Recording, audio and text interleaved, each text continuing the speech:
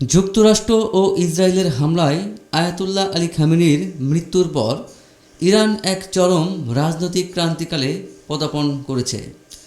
ইরানের সরকারি বার্তা সংস্থা ইরনা জানিয়েছে, আজ রোববার ভোরে আমেরিকা ইসরায়েলের হামলায় নিজ কর্মস্থলে শাহাদত বরণ করেন খামেনি। সর্বোচ্চ নেতার মেয়ে জামাতা এবং নাতির শাহাদাতের খবরও নিশ্চিত করা হয়েছে। পশ্চিমা গণমাধ্যমগুলো বারবার দাবি করে আসছিল যে ইরানের সর্বোচ্চ নেতা একটি নিরাপদ এবং গোপন স্থানে বাস করেন, কিন্তু কর্মস্থলে তার মৃত্যু এই দাবির অসারতা প্রমাণ করল। নিউ ইয়র্ক টাইমসের এক প্রতিবেদনে বলা হয়, ইরানের সর্বোচ্চ নেতা আয়াতুল্লাহ আলী খামেনি সহ আরও কয়েকজন শীর্ষ কর্মকর্তাকে হত্যার আগে যুক্তরাষ্ট্র ও ইসরায়েলের মধ্যে ঘনিষ্ঠ গোয়েন্দা তথ্য আদান প্রদান হয়েছিল। অভিযান সম্পর্কে জানেন এমন একাধিক ব্যক্তি একথা জানিয়েছেন। যুক্তরাষ্ট্র ও ইসরায়েল যখন ইরানে হামলার প্রস্তুতি নিচ্ছিল, ঠিক তার আগে মার্কিন কেন্দ্রীয় গোয়েন্দা সংস্থা সিআইএ বেশ গুরুত্বপূর্ণ একটি তথ্য পায়।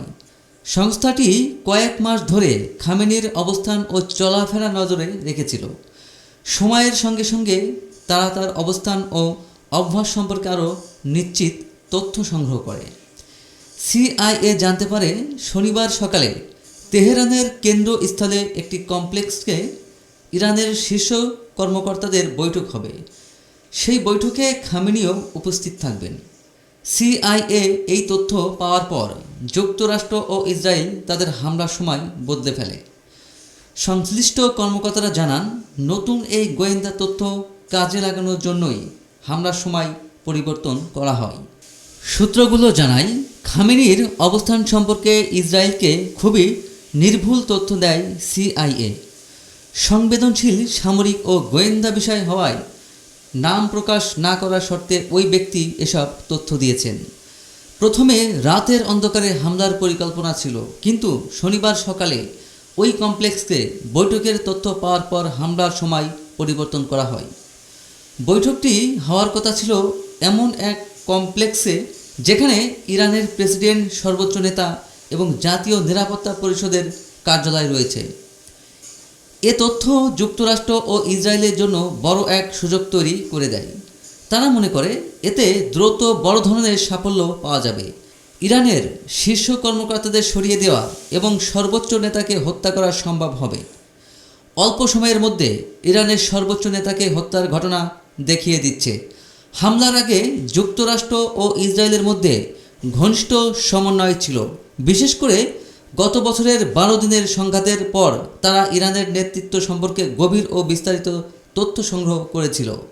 একই সঙ্গে এই হত্যাকাণ্ড দেখিয়ে দিল, যুদ্ধের প্রস্তুতির স্পষ্ট সংকেত থাকার পরও ইরানের শীর্ষ নেতৃত্ব নিজেদের সুরক্ষায় যথেষ্ট সতর্ক ছিলেন না। অভিযান সংশ্লিষ্ট ব্যক্তিরা বলেন, এটি দীর্ঘ প্রস্তুতি ও কার্যকর গোয়েন্দা তথ্যের ফল। গত জুনে ইরানের পারমাণবিক স্থাপনায় হামলার পরিকল্পনা চলাকালে তৎকালীন মার্কিন প্রেসিডেন্ট ডোনাল্ড ট্রাম্প বলেছিলেন, যুক্তরাষ্ট্র জানে খামেনি কোথায় লুকিয়ে আছেন, চাইলে তাকে হত্যা করা সম্ভব। সাবেক এক মার্কিন কর্মকর্তা বলেন, সে সময় যে গোয়েন্দা নেটওয়ার্কের তথ্য ব্যবহার করা হয়েছিল, সাম্প্রতিক অভিযানে এই একই নেটওয়ার্কের তথ্য কাজে লাগানো হয়েছে। এরপর থেকে যুক্তরাষ্ট্রের হাতে থাকা তথ্য আরও সমৃদ্ধ হয়েছে। 12 দিনের যুদ্ধ চলাকালে খামেনি ও আইআরজিসি কীভাবে যোগাযোগ ও চলাফেরা করছিল সেই বিষয়ে যুক্তরাষ্ট্র আরও বিস্তারিত তথ্য পায়। সেই অভিজ্ঞতার ভিত্তিতে খামেনির গতিবিধি অনুসরণ করা হয়। এছাড়া ইরানের গুরুত্বপূর্ণ গোয়েন্দা কর্মকর্তাদের অবস্থান সম্পর্কেও যুক্তরাষ্ট্র ও ইসরায়েল নির্দিষ্ট তথ্য জোগাড় করেছিল। ইরানের নেতৃত্ব অবস্থান করা কমপ্লেক্সে হামলার পরবর্তী ধাপে যেসব স্থানে গোয়েন্দা কর্মকর্তারা অবস্থান করছিলেন সেসব স্থানে হামলা চালানো হয়। তবে ইরানের শীর্ষ গোয়েন্দা কর্মকর্তা সরে যেতে সক্ষম হয়েছিলেন বলে জানা গেছে। ইসরায়েলের এক প্রতিরক্ষা কর্মকর্তা এক বার্তায় বলেন, আজ সকালে তেহরানের একাধিক স্থানে একযোগে হামলা চালানো হয়েছে। এর মধ্যে একটি হামলা চালানো হয়েছে ইরানের রাজনৈতিক ও নিরাপত্তা নেতৃত্বের শীর্ষ ব্যক্তিদের জড়ো হওয়া কমপ্লেক্সে। ওই ইসরায়েলি প্রতিরক্ষা কর্মকর্তা আরও বলেন, ইরান যুদ্ধের প্রস্তুতি নিয়েছিল, তবু এই হামলায় ইসরায়েল কৌশলগত চমক দিতে পেরেছে। হোয়াইট হাউস ও সিআইএ বিষয়ে কোনো মন্তব্য করেনি। এদিকে যুক্তরাষ্ট্রের সঙ্গে যৌথ অভিযানে মাত্র একদিনে ইরানে 1 থেকে 200 এর বেশি বোমা ও গোলাবারুদ নিক্ষেপের দাবি করেছে ইসরায়েলি বিমান বাহিনী। রোববার 1 মার্চ এক প্রতিবেদনে এ তথ্য জানিয়েছে আল জাজিরা। প্রতিবেদনে বলা হয়, ইরানের দক্ষিণাঞ্চলের হরমুজগান প্রদেশের মিডাব শহরের একটি প্রাথমিক বালিকা বিদ্যালয়ে এই হামলা লক্ষ্যবস্তু ছিল। সেখানে অন্তত 148 জন নিহত এবং আরও বহু মানুষ আহত হয়েছেন বলে জানানো হয়েছে। এই বিষয়ে ইরানের পররাষ্ট্রমন্ত্রী আব্বাস আরাকচি বলেন, বিদ্যালয়ে হামলায় ডজনখানেক নিরীহ শিশু নিহত হয়েছে। তিনি সতর্ক করে বলেন, এই হামলার জবাব অবশ্যই দেয়া হবে।